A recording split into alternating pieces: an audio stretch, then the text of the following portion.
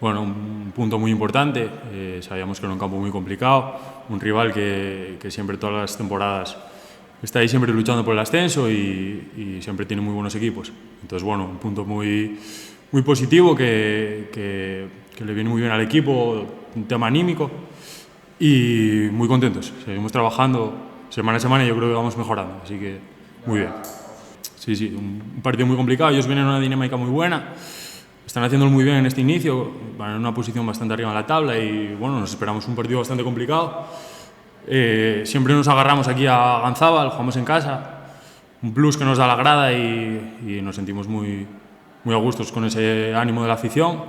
Y bueno, esperamos sacar 3 puntitos, que hace ya unos cuantos que no lo sacamos, y para adelante, sí.